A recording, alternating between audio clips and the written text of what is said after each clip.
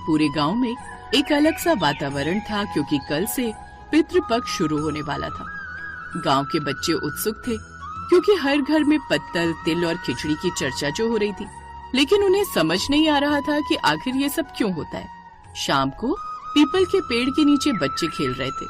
तभी गुड्डू बोला, कल माँ कह रही थी कि पितृपक्ष आ रहा है, इसीलिए नया काम नहीं करेंगे, लेकिन ये पितृपक्ष है क्या? मेरी दादी कहती है कि हमारे पितृ इस समय धरती पर आते हैं, पर सच में आते हैं क्या? अरे तो बुजुर्गों की बनाई बातें, जिनके पुरखे मर गए उनको खाना खिलाने से क्या होगा। इतना सुनकर पास खड़ी कमला मुस्कुराई। बच्चों, तुम सच में जानना चाहते हो कि पितृपक्ष कैसे शुरू हुआ? हाँ दादी अम्मा। ठीक है, तो सुनो। ये कथा महाभारत युद्ध के बाद की है, जब युधिष्ठिर अपने भाइयों के साथ राजगद्दी पर बैठे थे। युद्ध में लाखों योद्धा मारे गए थे, अपने ही कुटुंब, गुरु, मित्र सब स्वाहा हो गए। तब युधिष्ठिर का मन बहुत व्यथित था। कृष्ण ने जब उन्हें उदास देखा तो उनसे पूछा, क्या बात है युधिष्ठिर, तुम इतने चिंतित क्यों हो? प्रभु, इतने सारे लोग इस युद्ध में मारे गए, क्या उनकी आत्माएं शांति से हैं? क्या वे कहीं दुखी तो नहीं भटक रहे? यही चिंता हमें लगातार सताई जा रही है। धर्मराज, जब कोई प्राणी इस संसार को छोड़ता है तो उसकी आत्मा को शांति तभी मिलती है जब उसका वंश उसे याद करे, जल दे और तर्पण करे। जो संतान अपने पितरों का स्मरण नहीं करती, उनके पूर्वज अधूरेपन में भटकते रहते हैं। ये सुनकर युधिष्ठिर ने विनम्र होकर पूछा, तो हे माधव, उनके लिए हमें क्या करना चाहिए जिससे उन्हें अधूरेपन में न भटकना पड़े?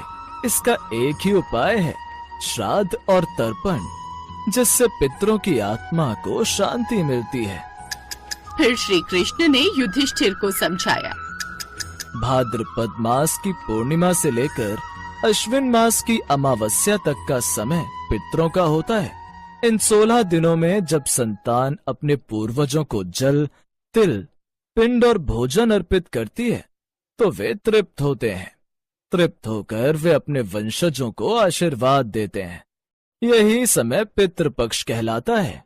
युधिष्ठिर ने फिर प्रश्न किया, प्रभु, परंतु क्या मृत आत्माएं सचमुच आकर यह भोजन स्वीकार करती हैं?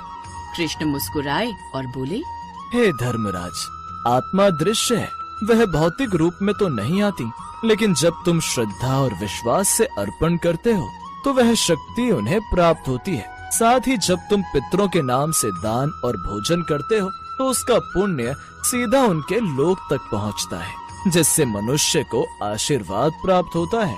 कृष्ण की बात सुनकर युधिष्ठिर ने उनसे श्राद्ध के सारे नियम पूछ, सारे नियम जानने के बाद सबका श्राद्ध किया, ताकि उन सभी लोगों की आत्मा को और उनके वंशज को शांति मिल सके। ऐसी भी मान्यता है कि युद्ध के बाद भीष्म पितामह बाणों की शैया पर पड़े थे।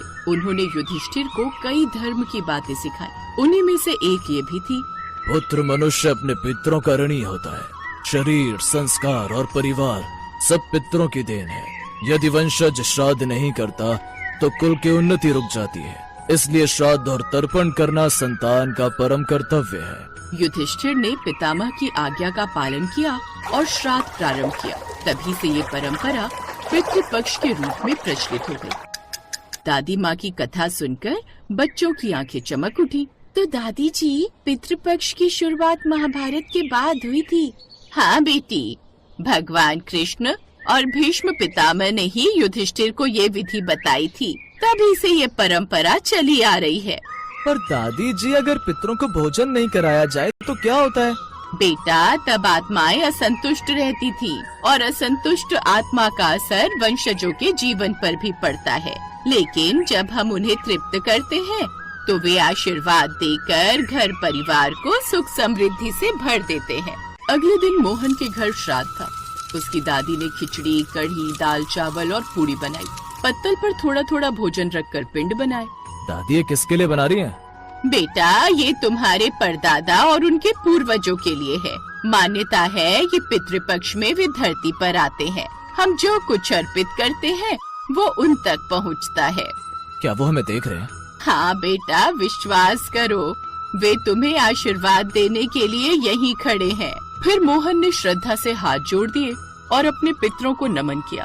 अब गांव में सिर्फ पिंडदान ही नहीं बल्कि दान और सेवा भी हो रही थी। ये देख पंडित जी ने कहा, पितरों की तृप्ति का सबसे बड़ा साधन है दान और अन्नदान। जब हम उनके नाम पर गरीब को भोजन कराते हैं तो आत्माएं प्रसन्न होती हैं। यही सच्चा श्राद्ध है। अब बच्चों ने देखा कि कई घरों में गरीब और साधु संतों को भोजन कराया जा रहा है। संध्या के समय फिर सभी बच्चे चौपाल पर मिले। अब मुझे समझ आ गया कि पितृपक्ष क्यों मनाते हैं। ये तो हमारे पूर्वजों के प्रति आभार का समय है। हाँ, और अगर हम उन्हें याद करेंगे तो हमारी आने वाली पीढ़ी भी हमें याद रखेगी। बिल्कुल, यही असली परंपरा है, याद रखना और संस्कारों को आगे बढ़ाना। दादी जी ने सबको देखकर कहा, बच्चों, यही सीख तुम्हें जीवन भर याद रखनी है। पितरों का सम्मान करोगे तो जीवन सुखमय होगा। सभी बच्चों ने मिलकर प्रण किया कि वे हर साल पितृपक्ष में अपने पूर्वजों को श्रद्धा से याद करेंगे।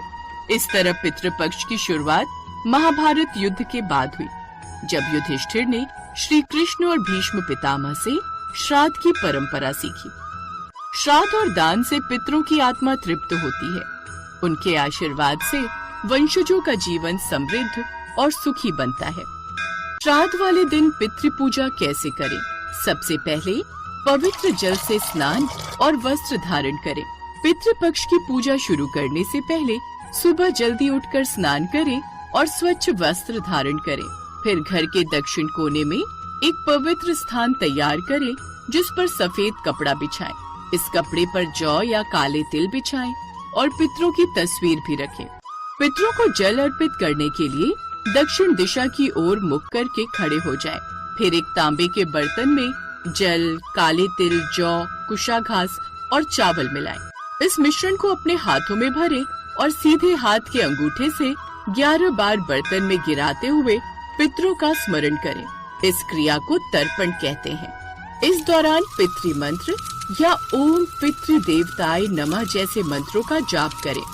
श्राद्ध वाले दिन सात्विक व योग्य ब्राह्मण को भोज कराने के बाद यथाशक्ति वस्त्र, उपहार और दक्षिणा देकर विदा करें। ब्राह्मण भोजन से पहले गाय, कुत्ते, कौवे, चींटी और देवता के लिए भी भोजन पत्ते पर निकालें। यह भोजन पितरों को प्रसन्न